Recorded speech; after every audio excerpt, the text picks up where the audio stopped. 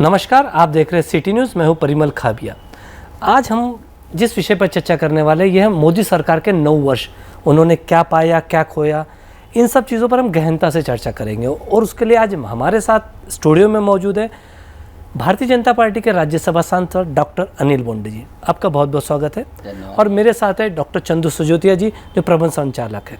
कैसा रहा सफ़रनामा 9 वर्षों का, हम जानेंगे आज डॉक्टर अनिल बोंडे से। हालांकि अनिल बोंडे अभी फिलहाल में सांसद बने हैं, इससे पहले आमदार थे, मंत्री थे, लेकिन बीजेपी के साथ लगातार जुड़े हुए हैं। और बीजेपी का 9 साल का सफ़र पूरे देश के लिए कैसा रहा, क्या असर रहा, क्या खोया, क्या पाया, जैसा परिमल ने बताया, क्या अच्छा रहा, क्या बुरा रहा, और ऐसे कौन से काम जो करना चाह रहे थे और नहीं कर पाए, किर कांडों, इन सारी चीज़ों की चर्चा करेंगे हम डॉक्टर अनिल बोंडे साहब। आपका बहुत बहुत स्वागत है चैनल में। मोदी एट 9 इस अभियान अंतर्गत आपसे आज हम चर्चा करने जा रहे हैं। किस तरह का क्या क्या, जैसे कल को एक सभा का आयोजन है, क्या 9 साल की क्या विशेषताएं देखते हैं आप? धन्यवाद। मुझे बड़ी खुशी है कि सिटी न्यूज़ में मैं आज बहुत दिनों के बाद में आया हूँ। आप इसे सहजता से मराठी में बोल सकते हैं कुछ? हाँ, हिंदी में भी चलता है। सिटी न्यूज़ में बहुत दिनों के बाद में आया हूँ, लेकिन एक पारिवारिक वातावरण सिटी न्यूज़ का रहता है। और सिटी न्यूज़ के माध्यम से अमरावती के दूरदराज के इलाकों में हर एक घर में हम पहुंच सकते हैं। डॉक्टर चंदू सजोतिया जी, परिमल जी, आपका धन्यवाद व्यक्त करता हूं। और प्रधानमंत्री नरेंद्र जी मोदी, इन्होंने 2014 में प्रधानमंत्री करके शपथ ली, और जब लोकसभा में वो प्रवेश कर रहे थे तब उसके पायदान पे, पायरी पे उन्होंने मस्तक रख के लोकशाही का आदर किया, संविधान का आदर किया, पूरे 130 करोड़ जनता का आदर किया। आज 9 साल पूरे हो रहे, और प्रधानमंत्री जी हमें भी, लोक प्रतिनिधि को बार बार कहते हैं कि जिन्होंने आपको वोट दिया है वो लोगों के पास में आपने किए हुए काम लेके जाना चाहिए, आपका रिपोर्ट कार्ड लेके जाना चाहिए। 9 साल पूरे हो गए। 9 साल में ये भारतवर्ष के, ये देश के जीवन में, लोगों के जीवन में क्या परिवर्तन आया, वही जो जिसको हम विकास बोलते हैं, वही 9 साल के काम हम लोगों तक लेके जा रहे हैं। उसको ही महाजनसंपर्क अभियान कहते हैं। ये महाजनसंपर्क अभियान में कल 21 तारीख को अमरावती के नेहरू मैदान में, जो अतिशय प्रतिष्ठित मैदान है, जहाँ बहुत लोगों की सभाएं हो चुकी है, वहाँ पे भारतीय जनता पक्ष के प्रदेशाध्यक्ष चंद्रशेखर जी बावनकुळे तथा इस अभियान के संयोजक और विरोधी पक्ष नेता माजी और अभी सभागृह नेता प्रवीण जी दरेकर, इनकी जाहिर जनसभा है। और शाम को 5 बजे 6 बजे से ये जनसभा शुरू हो जाएगी, और आज उसको बड़ा अच्छी तरह से प्रतिसाद मिल रहा है। आप सभी को सर्वप्रथम मैं इस सभा में आने के लिए विनंती करता हूं, आपको आमंत्रित करता हूं। आप सभी को याद होगा कि 2014 के पहले भारत देश की स्थिति कैसी थी। सब जगह पे भ्रष्टाचार का माहौल था। 2G रहे, 3G रहे, जमीन का घोटाला रहे, हवाई घोटाला रहे। रामदेव बाबा अनशन कर रहे थे, अन्ना हजारे जी ने अनशन किया था, लेकिन प्रधानमंत्री उस वक्त के मुंह से कुछ भी नहीं बोलते थे। एक अंधाधुंध माहौल था, यानी भ्रष्टाचार चरम सीमा पे पहुंच गया था। और वैसे ही इसमें देखा जाए तो जो घर से बाहर निकला उसको ऐसी गारंटी नहीं थी कि वो वापस घर आ जाए, क्योंकि कभी बम्बई में बॉम्ब स्फोट हो रहे, कभी पुणे में बॉम्ब स्फोट हो रहे, कभी रेलवे में बॉम्ब स्फोट हो रहे। यानी ऐसा भी रेलवे स्टेशन पे लिखा जाता था कि कुछ सामान पड़ा है, अनजान है, तो उसको हाथ मत लगाओ क्योंकि वो बॉम्ब हो सकता है। यानी ऐसी 2014 के पहले कंडीशन थी। बॉर्डर के बाहर देखा जाए तो पाकिस्तान, चीन हमें बिल्कुल धमकाता था, टेररिस्ट एंटर करते थे। कश्मीर में हमारे शूर जवानों के ऊपर पत्थर फेंका जाते थे और टेररिस्ट एक्टिविटी हो गई कि हमारे प्रधानमंत्री बोलते थे कि अब हम बिल्कुल नहीं सहेंगे। पूरी दुनिया में भारत की साख बहुत नीचे गिरी हुई थी। ऐसे वक्त ये भारतवर्ष का सौभाग्य है कि भारत की पूरी जनता ने प्रधानमंत्री नरेंद्र जी मोदी इनको आशीर्वाद दिए और फिर एक परिवर्तन का दौर शुरू हुआ। और ये परिवर्तन का दौर सेवा, सुशासन और गरीब कल्याण, ये 3 तरह के माध्यम से पूरी अच्छी तरह से पूरे भारत में जो परिवर्तन लोग चाहते थे वैसा परिवर्तन लाने में कामयाब हो गया। आपको याद होगा कि भारत के प्रधानमंत्री नरेंद्र जी मोदी, इन्होंने लाल किले से जो पहला भाषण किया था वो किया था कि महिलाओं को शौचालय मिलना चाहिए। 70 साल हो गए थे आज़ादी को, लेकिन हमारे गांव की महिलाएं वो सूरज डूबने की राह देखती थी उनको शौच के लिए बाहर जाने के लिए। जी, मोदी जी ने यही बोला कि हमारे माता बहनों को सम्मान मिलना चाहिए, उनके लिए शौचालय नहीं इज्जत घर बनाना चाहिए। आज मैं देखता हूँ, मैं ग्रामीण इलाकों में घूमता हूँ तो कोई महिला रास्ते पे खेतों में जाती हुई नहीं दिखती, वो बड़े सम्मान से आत्माभिमान से शौचालय में जाती है। गरीब, जो भी गरीब हो, जो टूटा फूटा घर है, कच्चा घर है, उसको भी खुद का घर रहना चाहिए, ये उसकी जीवन की एक तमन्ना रहती है। आज 3 करोड़ से ज़्यादा लोगों के घर बांधकर पूर्ण हो गए, पक्के घर हैं। और कोई भी गांव में गए तो कंस्ट्रक्शन शुरू दिखता है प्रधानमंत्री आवास योजना के माध्यम से। आपको पता है कि सबसे ज़्यादा बीमारियां होती है दूषित पानी की वजह से। जी, फ्लोराइड ज़्यादा रहा तो फ्लोरोसिस होता है। प्रधानमंत्री जी ने यही सोचा कि हर महिला के घर पे नल का पानी रहना चाहिए। और आज ऐसी कंडीशन है कि सभी राज्यों में, वो कांग्रेस शासित रहे, वो विरोधी पक्ष के शासित रहे कि भारतीय जनता पक्ष के शासित रहे, प्रधानमंत्री जी ने जो पेयजल योजना बनाई है उसके माध्यम से हर इलाके में, हर के घर में पानी की शाश्वती निर्माण कर रहे हैं। आपको पता है कोरोना का काल कितना भीषण था। कोरोना के काल में सभी देशों की अर्थव्यवस्था लड़खड़ा गई। जो यूएस का, अमेरिका की कंडीशन में थोड़े आर्थिक इस पे आता हूँ, तो जो अमेरिका था 2009 में उसका इन्फ्लेशन इंडेक्स 1% था, यानी महंगाई का निर्देशांक। भारत का उस वक्त 10% था। अब कोरोना के बाद में हम इतने अच्छी तरह से संवर गए कि आज यूएस का इन्फ्लेशन इंडेक्स 9% है, हमारा 4.8% है। यानी महंगाई कंट्रोल में रखने का बड़ा जिम्मा माननीय प्रधानमंत्री नरेंद्र जी मोदी ने किया। 80 करोड़ लोगों को भूखा नहीं रहना चाहिए, इसलिए मुफ्त अनाज देने का काम, क्योंकि ये इसलिए इमेजिन करना चाहिए क्योंकि इसी वक्त आजू बाजू के जो कंट्रीज हैं, पाकिस्तान में आज आटा 250 रुपए किलो से ज़्यादा भाव से मिलता है। सही बात। और आटा मिलने के लिए वो झगड़े, लड़ाइयाँ हो रही है, लड़ाइयाँ हो रही है। बिल्कुल। श्रीलंका में देखा गया तो पेट्रोल नहीं था, एम्बुलेंस में पेट्रोल नहीं डाल सकते थे, आखिर में उनको राष्ट्राध्यक्ष का घर जलाना पड़ा। बांग्लादेश में भी वही हालत है। यानी गरीब कल्याण भी किया। एक एक वर्ग, वो विधवा महिला रहे, अपंग दिव्यांग रहे, ज्येष्ठ नागरिक रहे, या ये सभी जनधन के खाते वाली महिला रहे, डायरेक्ट पैसे उनके अकाउंट में डालने का काम।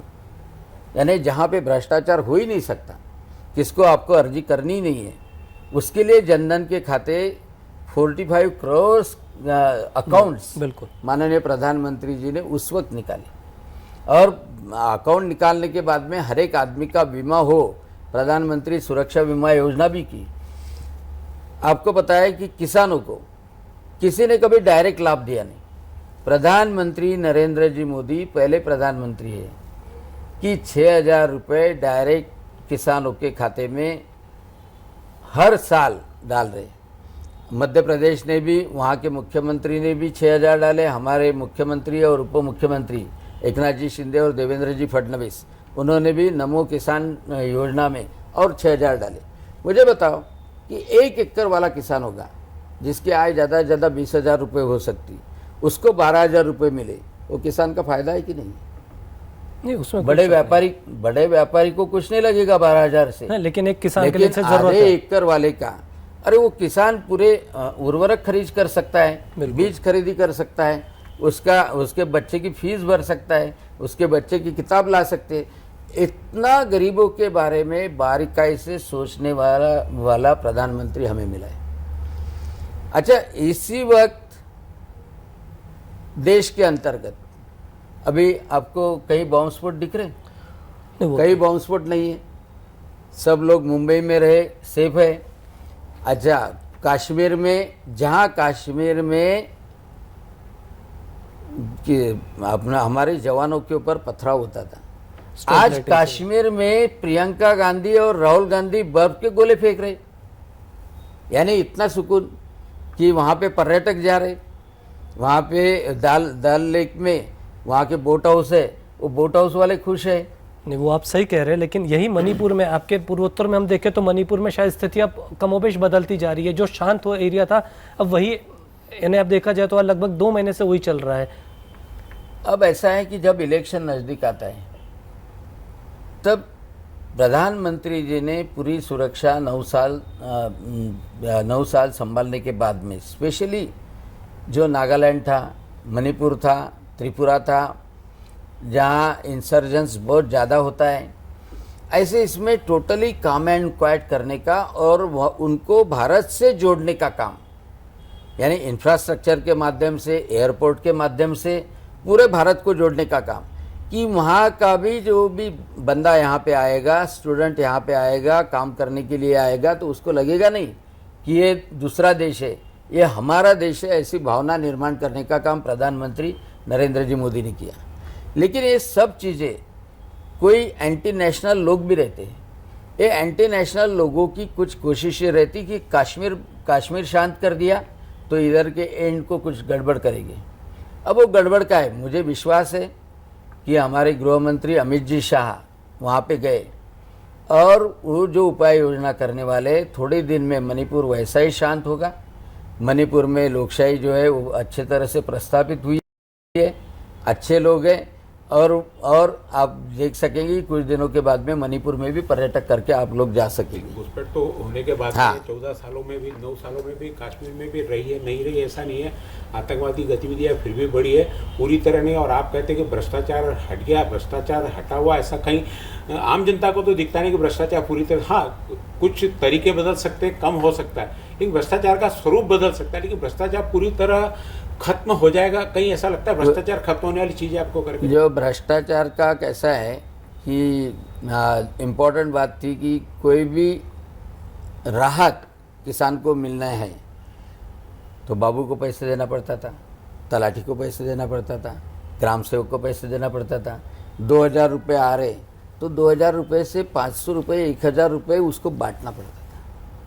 बीमे के पैसे आ रहे तो उसको पहले पैसे बांटना पड़ता था। जो कॉमन आदमी है, अभी घरकुल के पैसे आ रहे, नहीं बांटना पड़ता उसको पैसे, वो डायरेक्ट खाते में आ रहे। नहीं, आपको बताता हूँ भ्रष्टाचार का सबसे ज़्यादा नुकसान गरीब आदमी को होता है। गरीब आदमी को नहीं होना चाहिए, इसलिए टेक्नोलॉजी जब अपन व्यवहार में लाते हैं उसको ही सुशासन बोलते हैं। टेक्नोलॉजी जब लाते हैं तब डायरेक्ट पेमेंट जब किसी के खाते में होता है तो भ्रष्टाचार करने की संभावना बहुत ज़्यादा कम हो जाती है। दूसरी इम्पॉर्टेंट बात कि नौकरी देना है, नौकरियों में भ्रष्टाचार, आप डिफरेंस देखो। 2.5 साल में यहाँ पे महाविकास आघाड़ी की सरकार थी। महाविकास आघाड़ी की सरकार ने एग्ज़ाम लेने का जिम्मा ऐसे ऐसे लोगों को दिया था कि वो ब्लैक लिस्टेड थी।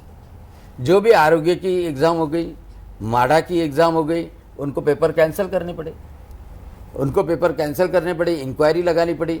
आज देवेंद्र जी फडणवीस की सरकार है, उन्होंने टीसीएस को दिया।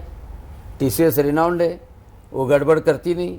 आज लड़के वही एग्ज़ाम दे रहे, कहाँ न्यूज़ आ रही कि पेपर फूटे।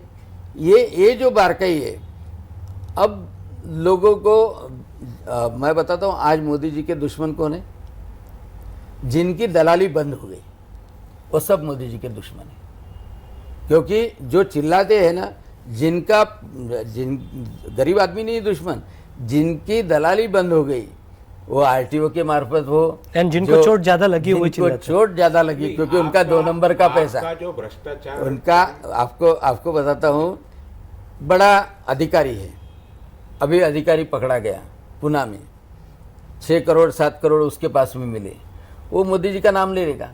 ईडी की रेड गिरी, उसकी अवैध संपत्ति मिली, वो बोलेगा कि नहीं मोदी जी अच्छे नहीं है। नहीं, हम यही ऐसा बताना चाह रहे हैं कि अभी तो भी वही रेड होती है, अभी भ्रष्टाचारी पकड़े जाते हैं, अभी रिश्वतखोरी पकड़े तो है जाते ना। हैं, सब पकड़े नहीं, जाते हैं। खासकर आपने जो आपके- भ्रष्टाचार का स्वरूप बताया ना, जो सरकार से योजनाएं आती है वो सीधे लोगों तक पहुंचे, लेकिन जो जनता को सरकार से काम रहता है उस मामले में भ्रष्टाचार है। आपने जैसे तलाटी का उदाहरण बताया, तहसीलदार का बताया, रेवेन्यू का बताया, ये सब जगह आज भी बिना पैसे दिए काम नहीं होता। ये कहीं पे भी यानी ये चीज लगती है, आपने जो पैसा भेजा कि सरकार के किसान में 6,000 चल जाते हैं, ठीक है, जो बीच में आपकी एजेंसी थी, यानी हम सीधे सीधे राजनीतिक लोगों की और ऑफिसर लोगों की जो एजेंसी थी वो खत्म हो गई है, लेकिन जो आज भी जनता को सरकार अधिकारी से काम पड़ता है, वहां पे उनका बिना पैसे एक सादा सा फेरफार करना है तो बिना पैसे दिए सही काम बात होता है। तो ग्राउंड लेवल का भ्रष्टाचार कहीं खत्म होता हुआ नहीं दिखता है। सही बात है। अपने अधिकार क्षेत्र में जो भ्रष्टाचार शायद उसको खत्म करने की कोशिश की है, ये भ्रष्टाचार कब खत्म करेंगे आप? बीमारी जो है, बीमारी 70 साल से लगी है कि राहुल गांधी बोलते थे, राहुल गांधी के पिताजी राजीव गांधी बोलते थे, राजीव गांधी बोलते थे कि हमारे यंत्रणा में इतना भ्रष्टाचार है कि 100 रुपये जब हम भेजते हैं तब 15 रुपये नीचे पहुँचते। उन्होंने परिस्थिति स्वीकार की थी वो। हाँ, अब 100 रुपये भेजते, 2,000 रुपये किसान के पास भेजे, 2,000 रुपये जाते। कंट्रोल रेशन के दुकान में इतना भ्रष्टाचार था कि जो जरूरतमंद है उसको अनाज नहीं मिलता। इसके माध्यम से आपको एक बात- अब नहीं, एक बात मेरे ध्यान में आ रही है। पूरा सुन लीजिए, जरूरतमंद थे उनको अनाज नहीं मिलता था, जो जरूरतमंद नहीं थे उनके कार्ड रहते थे। आज ऐसा है कि जरूरतमंद हो उसको अनाज है, लगाओ थम। बिल्कुल, यानी इतने बोगस कार्ड, आपको बताता हूँ, इतने बोगस कार्ड कैंसिल हो गए। आधार कार्ड का स्कूलों के लिए ऑथेंटिकेशन किया, स्कूल बंद गिर रही क्योंकि बोगस स्टूडेंट थे। आपको बताता हूँ, ये हिम्मत भी लोगों की इतनी अच्छी तरह से बढ़ गई कि पहले भ्रष्टाचार किया तो एक शिष्टाचार जैसा था। आज लोग सामने आ रहे कि ये अधिकारी ने पैसे मांगे, एंटी करप्शन में पकड़ने की संभावना बढ़ गई। आपको बताता हूँ, एसीबी पकड़ती है, सीबीआई पकड़ती है, ईडी पकड़ती है, डिफरेंट एजेंसीज। यानी आप एंटी करप्शन के पास में समझो गए और उसने सुना नहीं तो एंटी करप्शन के अधिकारी के ऊपर भी ईडी जा सकती है। यानी इतना ऐसा नेटवर्किंग किया भ्रष्टाचार को कम करने के लिए, भ्रष्टाचार को बंद करने के लिए। लेकिन बीमारी सिंपल नहीं है जी। बीमारी इतने समय सालों लगेगा। से उसको टॉनिक दिया गया है, कांग्रेस वालों ने, राष्ट्रवादी वालों ने इतना टॉनिक दिया है कि भ्रष्टाचार खत्म बिल्कुल 100% हो सकता है। और जो जो अधिकारी मांगता है डेफिनेटली वो एंटी करप्शन ब्यूरो के पास में गया तो बिल्कुल पकड़ा जाता है। तो ये जो यंत्रणा अच्छी निर्माण करने का है उसका नाम है मोदी जी का सुशासन। नहीं, लेकिन आपके विरोधी कहते हैं कि ईडी हो गया या सीबीआई हो गया, उसको एक टूल की तरह यूज़ कर रही है गवर्नमेंट। यानी कि अपने विरोधियों को आपको फंसाना है तो आप कुछ नहीं, ईडी लगा दो या सीबीआई लगा दो, आपका नहीं सुन रहे, आपके साथ हाथ नहीं मिला रहे, जैसे विरोधी लोग ही है। या फिर ये इस तरीके का एक परसेप्शन क्रिएट हो रहा है। तो उसके लिए क्या मोदी सरकार कुछ कर रही है? क्योंकि ये परसेप्शन जो है एक आम जनता में कहीं जाता है। अगर हम बात करें, महाराष्ट्र की बात करें, तो महाराष्ट्र को लेकर जब सत्ता परिवर्तन हुआ, एक खोखे की सरकार, या फिर आज जैसे गद्दार दिवस के रूप में मनाया जा रहा है, तो ये कहीं ना कहीं आप उस परसेप्शन को क्रिएट होने दे रहे हैं, उसको काट नहीं पा रहे। ये मानते हैं आप? लोगों को बहुत अच्छा लगता है कोई लीडर के ऊपर रेड गिरी तो। अब वो लीडर कितना भी बोले कि पॉलिटिक्स के कारण गिरी, लेकिन मुझे बताओ कि सुदाम देशमुख जैसा लीडर रहा, क्या ईडी लग सकती है उसके ऊपर? नहीं, बिल्कुल। तो सुदाम जी अब नहीं, वो देशमुख अपन नहीं, क्या बात कर सकते हैं? वैसे लोग हैं ना, यानी जिनके घर में करोड़ों रुपए मिल रहे ईडी को और उसके बाद में भी वो बोलेंगे कि ये राजकीय है। अरे राजकीय है तो तुमको तो शुद्धिकरण करना जरूरी है ना। पैसे यानी जो भी ईडी में पकड़े गए वो क्या साधु संत थे? वो तो लोग बोल ही रहे ना, वो तो लोग जो भी ईडी के है। अब वो अनिल देशमुख का प्रकरण था तो अनिल देशमुख को सचिन वाजे ही बोल रहा था कि इनके पास में पैसे पहुंचाना पड़ता है, अधिकारी बोलता था। तो आप अब अब समझो सालों तक आप मंत्री रहते हैं, सालों तक पैसे खाते हैं, सालों तक कुछ काम धंधा नहीं करते हुए, यानी खेती नहीं कर रहे, काम धंधा नहीं कर रहे, आपकी बिल्डिंगें बन रही, आपकी संस्था बन रही, आप पैसा खर्चा कर रहे, अब उनको पकड़ा गया तो क्या साधु संत है, उनकी आरती करना चाहिए? अब उनको तो हाँ, तो हमारा वही कहना है। तो क्या आपका ऐसा मानना है कि भारतीय जनता पार्टी में, हर भारतीय जनता पार्टी में ऐसा नहीं है? नहीं, भारतीय जनता पार्टी में समझो होता था तो ये 2014 तक कितनी रेड डाली उन्होंने ईडी की? 2014 तक सीबीआई तक भारतीय जनता पार्टी के जितने भी करप्ट होंगे उनके यहाँ। अच्छा, दूसरी बात, भारतीय जनता पार्टी खुद के मंत्री को भी नहीं छोड़ती। आपको मालूम है कर्नाटक में मंत्री के यहाँ पे रेड डाली गई थी। मैंने भारतीय जनता पार्टी का भी रहा, वो भ्रष्टाचारी रहा, उसके अगेंस्ट में कंप्लेंट रही, उसको भी भारतीय जनता पार्टी में उसको भी नहीं छोड़ती। दूसरे तरफ के लोग आते हैं, वॉशिंग मशीन का क्या गणित है इसमें? नहीं, एक ऐसा है, कांग्रेस ही आपके नजर में सारे भ्रष्टाचारी, एक ऐसा है, कोई भी भ्रष्टाचार के विरोध में सर्जिकल स्ट्राइक करने वाला होगा तो उससे ध्यान भटकाने की कोशिश वो विरोधी पक्ष वाले करेगी। वॉशिंग मशीन बोल रहे नहीं, वो करेंगे क्योंकि उनको तो बचना है। जो भ्रष्टाचारी नहीं है उसने डरना ही नहीं चाहिए सीबीआई, ईडी या ऐसी यंत्रणा से। एक आपको इम्पोर्टेंट बात बताना चाहता हूँ, भ्रष्टाचार से तो निपट ही रहे अपन, लेकिन मोदी जी की एक सबसे बड़ी कामयाबी मुझे ऐसी लगती है कि मोदी जी ने जो भारत में गुलामी की मानसिकता थी, यानी विशेषकर हमारे यहाँ 1000 साल तक मुगल या यवन या शक, हुन ये आए, उन्होंने हमको गुलाम बनाया। 150 साल तक अंग्रेज़ों ने गुलाम बनाया, और उसके बाद में हमारी मानसिकता ऐसी थी कि हमारा जो है वो घटिया है, बाहर का जो है वो अच्छा है। विदेशी संस्कृति अपनाने की कोशिश ज़्यादा की जाती थी। यानी संस्कृत में लिखा है, वेदों में लिखा है, वो गलत ही होगा। हमारे भगवान है वो गलत ही होगी, माँ बाप के पैर पड़ना है वो गलत ही होगा। ये सांस्कृतिक पुनरुद्धार करने का काम, भारत का स्वाभिमान जगाने का काम माननीय प्रधानमंत्री नरेंद्र जी मोदी इन्होंने 9 साल में अच्छी तरह से किया है। वो प्रभु श्री रामचंद्र जी का मंदिर रहे, काशी विश्वनाथ का कॉरिडोर रहे, उज्जैन का महाकाल रहे, या आप देखते होंगे सरदार वल्लभ भाई पटेल उनका बड़ा स्टैचू रहे, और उसका फ़ायदा ऐसा हो गया कि वहाँ के एरिया के लोगों की आय भी बढ़ गई। यानी उन्होंने धार्मिक सांस्कृतिक पुनरुद्धार तो किया ही। यानी हम आपको पता है कि हम भी मानते हैं पुण्य श्लोक अहिल्या देवी होकर उन्होंने सभी जगह पे मंदिरों का पुनरुद्धार किया था, और उसके वजह से लोग भी वहाँ पे जाना शुरू हो गए, पर्यटन भी बढ़ गया, रोजगार भी बढ़ गया, उससे आर्थिक समृद्धि भी ज़्यादा आ गई। तो ये सांस्कृतिक पुनरुद्धार करने के बाद में हमारे देश की साख जो है वो पूरे दुनिया में अच्छी तरह से बढ़ गई। मोदी जी के जो 9 साल के काम हैं, एक सिंपल बात बताता कि उन्होंने योगा दी नहीं, योगा है, योगा तो पतंजलि से, यहाँ ऋषि पतंजलि से आया है। योगा को यूनो तक पहुँचाया। आज 185 देश योगा कर रहे हैं। अभी यूनो में जाके प्रधानमंत्री योगा करेंगे। हमारे यहाँ ज्वार हम खाते थे, बाजरा हम खाते थे, उन्होंने 2023 इंटरनेशनल मिलेट ईयर घोषित किया। किसने किया? यूनो ने किया। आज ज्वार और बाजरी गेहूँ से महंगी है, चावल से महंगी है, गुड़ शक्कर से महंगा हो गया। गुड़ शक्कर से महंगा हो गया। जिम्मेदार कौन है? मोदी जी। अब किसानों को फ़ायदा हो गया, यानी अपने यहाँ विदर्भ में ज्वार ज़्यादा रहती है, बाजरा ज़्यादा रहता है, किसान खुश है। कौन सा किसान? जो ग्राउंड वाला छोटा किसान, आदिवासी किसान जो सिंचन भी नहीं करता। तो ये जो परिवर्तन है, ये परिवर्तन कांग्रेस के काल में कभी नहीं था। अपन इंपोर्ट करते थे, खिलौने इंपोर्ट करते थे। मोदी जी ने मन की बात में बोला नहीं हम खिलौने बनाएंगे, now we are exporter of खिलौना। हम मोबाइल, आप मोबाइल देख रहे हैं, हमारे यहाँ करोड़ों लोग मोबाइल ले रहे, तो मोबाइल हम चाइना से मंगाते थे, हम ताइवान से मंगाते थे। समय के हिसाब से सुनो बताता हूँ। अब मोबाइल हम प्रोड्यूस कर रहे हैं, आईफोन भी।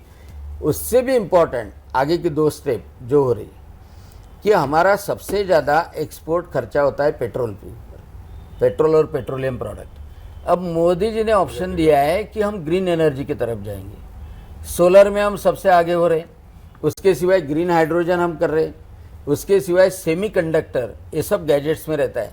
सेमीकंडक्टर्स ताइवान में बनता है, सेमीकंडक्टर का हब इंडिया हो जाएगा।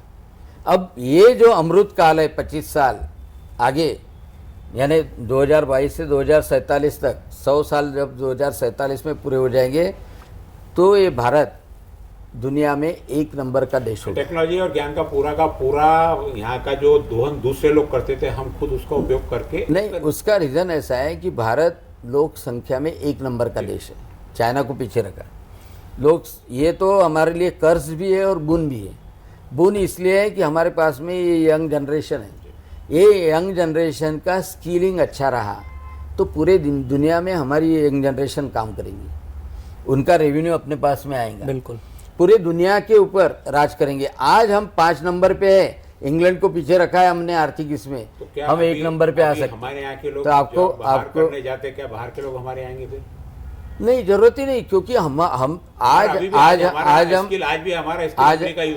हम डॉक्टर एक्सपोर्ट कर रहे हैं, आज हम डॉक्टर एक्सपोर्ट कर रहे हैं, आज हम नर्सेस एक्सपोर्ट कर रहे हैं, आज हम योगा के टीचर एक्सपोर्ट कर रहे हैं, आज हम IT प्रोफेशन कर रहे हैं। थोड़ा सा मुझे कंफ्यूजन, आप एक्सपोर्ट कर रहे हैं कि वो अपने जॉब के लिए बाहर जा रहे हैं? जॉब के लिए बाहर जा रहे, तो उसकी वजह से ऋषि सुनक आज प्रधानमंत्री बन गया इंडियन रेस का, ऋषि सुनक बन गया, उधर उपराष्ट्रपति बन गई कमला हैरिस। तो पूरे दुनिया के ऊपर यहाँ का जो इंटेलिजेंस है, that intelligence will rule definitely. Lots of CEOs अगर हम देखें इंटरनेशनल तो भारतीय समुदाय, भारतीय मूल के हैं। CEO ये इंटेलिजेंस। लेकिन हम अगर बात करें हमारे भारत की, मोदी जी वही बोलते हैं कि अमृत काल जो है, ये 25 साल का जो काल है, ये भारत के लिए बहुत इम्पोर्टेंट है। इसलिए मैं यहाँ पे अपील करने के लिए भी आया कि ये जो अमृत काल है, इसमें अच्छा नेतृत्व भारत का बहुत जरूरी है। नेतृत्व दिशाहीन रहा, नेतृत्व कंफ्यूज रहा, नेतृत्व को कोई विचार नहीं रहा, गरीब कल्याण का, सुशासन का विचार नहीं रहा, तो भारत देश नीचे जा सकता है। लेकिन मोदी जी जैसा नेतृत्व रहा तो डेफिनेटली ये भारत देश सुवर्ण काल में, अमृत काल में एक सबसे बड़ी ऊंचाई पे भारत माता जा सकती है। और इसलिए हम महा जनसंपर्क अभियान के माध्यम से हर घर 20 तारीख से 30 तारीख तक जाने वाले हैं। हर घर जाके ये सब चीज़ें मैंने जो बताई है, आपके माध्यम से वो घर घर तक पहुंचेंगी और घर घर तक हम जाके लोगों को बता के मोदी जी के लिए हम आशीर्वाद मांग रहे हैं। ये एक तरीके से 2024 की फील्डिंग है, अगर हम कहें कि अगर राजनीतिक हिसाब से सवाल नहीं। अब 9 साल पूरे होने के बाद में हमारा रिपोर्ट कार्ड हम लेके जा रहे हैं, यह उम्मीद से कि अगले अमृत काल में भारतीय जनता पक्ष के माध्यम से इंफ्रास्ट्रक्चर रहे, सुशासन रहे, गरीब कल्याण रहे, ये आगे करके सिर्फ गरीबी हटाना नहीं है, ये देश समृद्ध बनाना है, ये देश का हर एक आदमी समृद्ध बनाना है। यह लक्ष्य रख के हम मोदी जी के लिए आशीर्वाद मांगे। एक रिपोर्ट कार्ड की आपने बात की, ये जब शायद 2014 के पहले कोई रिपोर्ट कार्ड की बात भी नहीं करता था। ऐसा लगता है रिपोर्ट कार्ड है बच्चों का खेल है कि बच्चों के पढ़ाई के लिए, लेकिन एक तरीके से ये चाहे वो विपक्ष हो या किसी के लिए भी ये बंधन कारक हो जाता है कि आपने क्या कार्य किया, ये जनता के सामने आप लेके सही बात, ये दिखाना जरूरी हो गया। पहले की सरकारों की अगर हम बात करते तो उतना हमें दिखाई नहीं देता था, बस वो चल रहा है, 5 साल बाद इलेक्शंस होते थे उसमें। लेकिन अभी हम बात कर, जैसे आपने कहा कि अनफॉर्चुनेट पार्ट कैसा था कि पहले के सरकार में कोई मंत्री रहे, कोई MLA रहे, कोई MP रहे, उसकी अकाउंटेबिलिटी नहीं रहती थी। यहाँ पे भारतीय जनता पक्ष में ये कल्चर है कि कोई कुछ भी रहे तो उसको रिपोर्टिंग करना पड़ता है। He has to remain responsible, he has to remain accountable. Accountable लोगों के लिए, अकाउंटेबल कंट्री के लिए, अकाउंटेबल पार्टी के लिए भी। बिल्कुल बिल्कुल। तो उसके वजह से रिपोर्ट अपने आप बनता है, अच्छी चीज़ें सामने आती है और लोगों को बता सकते हैं। 9 साल में आपने बहुत अच्छा कार्य किया माना हमने, लेकिन अभी हाल ही में इलेक्शंस हुए, चाहे कर्नाटक का इलेक्शंस हो, जो में आपकी सरकार थी वहाँ, 5 साल आपकी सरकार थी और ये 5 साल या 8-9 साल केंद्र की सरकार, डबल इंजन की सरकार, जो आप लोगों का एक जुमला होता है कि डबल इंजन की सरकार थी। तो आखिर ऐसा क्या हुआ कि डबल इंजन के साथ कर्नाटक में वो परफॉर्मेंस भी अपना नहीं बता पाई कि एक कहते हैं ना कि एक सूटेबल परफॉर्मेंस, भले हार हो लेकिन एक हार में भी एक तरीके की कवायत वाली हार होती, वो नहीं दिखाई दी। ऐसा जो आपने भी हमें बताया डेवलपमेंट है, ये कर्नाटक वालों को नहीं समझा सके क्या? सही बात है, आपकी बात एकदम सही है। कर्नाटक में पिछले बार 36.5% वोट मिले थे, अब 36% मिले। आपको मालूम है इलेक्शन तो आंकड़ों का गिमिक्स रहता है। अब उसमें थर्ड पार्टी जो थी JDS, उनको जो 12% थे वो 7% पे आ गए, वो 5% कांग्रेस की तरफ झुक गए, इसलिए कांग्रेस 36 से 42 पे चली गई।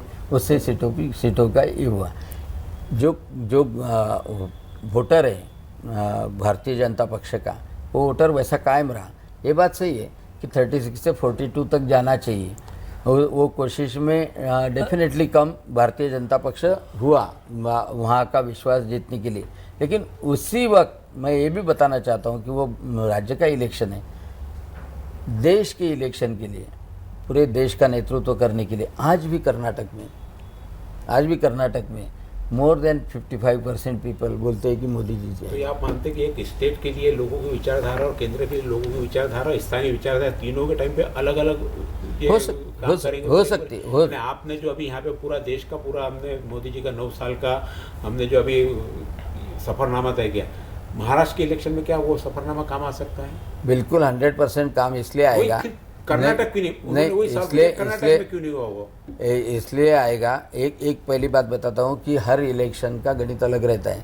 यानी कारपोरेशन के लिए अब मोदी जी का नाम लेने के बजाय वो नाली कैसे साफ करने वाला रहा, उसका कॉन्टैक्ट कैसा रहा। बीच में इसलिए रुकूंगा, आपने हैदराबाद का जो महानगर पालिका का चुनाव था ना, हैदराबाद का जब हुआ उस समय अगर मुझे जो जानकारी, उस समय गृह मंत्री अमित शाह जी वहाँ पे 2 दिन की रैलियाँ करते हैं। आपने कहा कि महानगर पालिका के इलेक्शन में सेंटर का क्या काम, तो मुझे ये फिर वो आखिर वहाँ क्या जरूरत पड़ी? किसी ओबीसी फैक्टर? उसमें कैसा है, ऐसा नहीं, उसमें कैसा है कि जब अमित शाह जी आते हैं, इसका मतलब ये है कि ही इज़ ओनिंग द महानगर पालिका। यानी समझो चुन के आने के बाद में जो भी रहेंगे, उनको जो भी सपोर्ट करना है वो डेफिनेटली वो विश्वास से कर सकते हैं। केंद्र से मिलेगा, एक मंत्री के माध्यम से मार्गदर्शन भी मिलना वो भी इम्पोर्टेंट रहता है कारोबार करने के लिए। लेकिन तो उसके लिए कैसा है कि हर इलेक्शन में डेफिनेटली चेहरा अलग अलग हो सकता है। महाराष्ट्र की स्थिति ऐसी है कि महाराष्ट्र में 2.5 साल का जो MVA का कार्यकाल था, उससे लोग बड़े परेशान थे। और वो 2.5 साल का कार्यकाल जाने के बाद में एक साल में जो प्रोग्रेस एकनाथ जी शिंदे और देवेंद्र जी फडणवीस इनके सरकार ने दिखाई, तो इसलिए आज सभी लोग, सभी चैनल्स वाले रहे, ये सर्वेक्षण करने वाले रहे, एनालिसिस करने वाले रहे, यह सब बोल रहे कि सभी को लाभ मिल रहा है, अनुसूचित जाति का रहे, अनुसूचित जमाती का रहे। वो सही है, लेकिन दोनों के बीच में ऑल इज वेल नहीं दिखता ना शिवसेना और अच्छा है। बीजेपी के बीच में कई ऐसी चीजें दिखती हैं। कुछ भी नहीं है, सब इतना बड़ा विवाद हो गया अभी वहाँ पोस्टर्स को लेके। ये तो छोटी मोटी चीजें चलती है, इतना बड़ा इशू उसमें कोई प्रॉब्लम नहीं रहता। नहीं, लेकिन जिस तरीके का, क्या आप ये कह सकते हैं कि अगला इलेक्शन है विधानसभा का या फिर लोकसभा का, महाराष्ट्र से अगर हम बात करें तो एकनाथ शिंदे और देवेंद्र फडणवीस यानी बीजेपी और शिवसेना मिलकर लड़ेगी 100%। और एक अभी ऑफर दिया जा रहा है उद्धव ठाकरे को भी, आप ही के पार्टी की तरफ से कि मुझे ऑफर का मालूम नहीं, लेकिन मेरे को मालूम है अभी तक की सिचुएशन में बार बार उन्होंने कहा है कि शिवसेना यानी धनुष्यबाण, भारतीय जनता पक्ष यानी कमल, ये मिलके चुनाव लड़ेंगे और जीतेंगे। हमारे साथ में थे अभी अनिल जी बोंडे, जिन्होंने 9 वर्ष का सफरनामा बनाया। हालांकि बहुत सारे प्रश्न अधूरे रह गए, समय कम है, बाकी प्रश्नों के लिए और कभी बोंडे साहब के हैं, क्योंकि बहुत सारी चीज़ें हैं जिसके हमको उत्तर नहीं मिल पाए, क्योंकि काम सभी अच्छा करते हैं, लेकिन जैसा कि अंग्रेजों ने अपने आने के पहले का इतिहास बदला, मुगल ने राज किया तो मुगलों ने अपना इतिहास बदल दिया, कांग्रेस वालों ने राज किया तो कांग्रेस वालों ने अपना इतिहास बदला। 9 साल से मोदी जी का क्या इसमें भी इतिहास परिवर्तन की संभावना रही है? कुछ अनुत्तर प्रश्न है जो शायद आगे अगली बार हम बोले साहब से पूछेंगे। अगली बार बहुत सारे ऐसे प्रश्नों की अपेक्षा के साथ हम आपको भी यहाँ विराम देते हैं और आपने महत्वपूर्ण जानकारी सभी को विनंती है कि कल की जनसभा में आपके माध्यम से आह्वान हुआ तो अच्छा है। कल की जनसभा में नेहरू मैदान में 5 बजे माननीय चंद्रशेखर जी बावनकुळे तथा प्रवीण जी दरेकर इनकी जनसभा है। बड़ी संख्या में आप सब लोग आए और आशीर्वाद करें। कल हम यहाँ पे जिस चीज में शॉर्ट में चर्चा की हमने उसी पर वहाँ पर महत्वपूर्ण घोषणाएं भी वहाँ से की जाएगी। महाराष्ट्र प्रदेश अध्यक्ष चंद्रशेखर जी बावनकुळे वहाँ पे सभा को संबोधित करेंगे और पहली बहुत दिनों बाद शहर के केंद्र में यानी नेहरू मैदान में कोई राजनीतिक सभा होते सर मैं देख रहा हूँ। इससे पहले सारी सभाएं बहुत पहले यहाँ पे होती थी। जामुनराव धोटे के टाइम पे देखे थे हमने यहाँ पे सभा, इंदिरा गांधी के बाद में सारी सभाएं साइंस कोर मैदान पे होने लगी है। बहुत अच्छी बात है कि शहर के केंद्र में यह सभा होने जा रही है। तो बोंडे साहब कहते हैं आप सभी को वहाँ पे उपस्थित रहने का निमंत्रण है सभा में और यह प्रोग्राम हम हमारे चैनल के माध्यम से लाइव भी देखेंगे। यदि आप किसी कारणवश सभा में नहीं आ सकते तो आप घर बैठे भी उनका संबोधन सुन सकते हैं। जी धन्यवाद।